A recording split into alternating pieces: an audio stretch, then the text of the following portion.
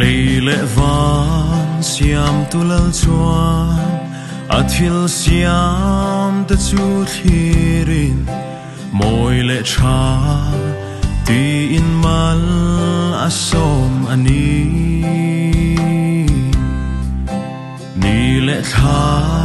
arsi te po siam tu lal pa chu fakin an thei na in chun le za ni nan eng thi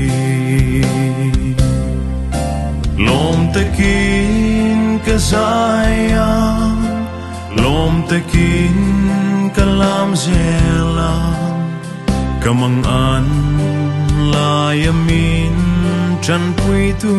chu thei to pin ka zuya thei to pin ka choi moi nga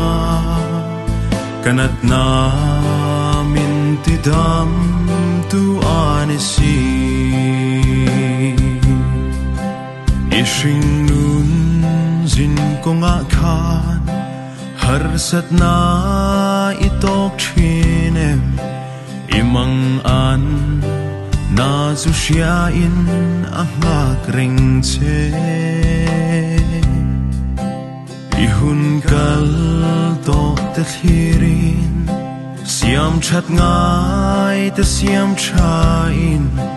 nang ma khan lal iswa lal ber ro se lom te kin ka zaya lom te kin ka lam zela kamang an la yamin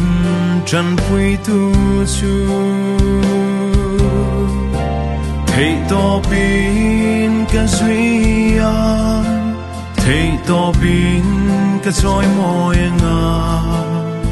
kanat na min ti dam tu anesi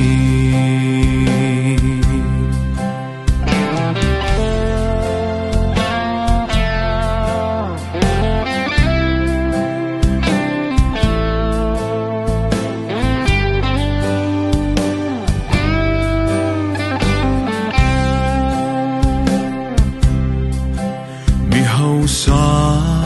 te an liama mir thei po an liama hele ya hian kum hlun tu renga lo ma se I swaring tu te chatwanin nanunga van mit hiang lim tenen an leng za lom te kin ka zaya lom te kin ka lam zela kamang an la yamin chan pui tu chu thei to pin ka zuya thei to pin ka choi moi nga kanat na min ti dam tu anesi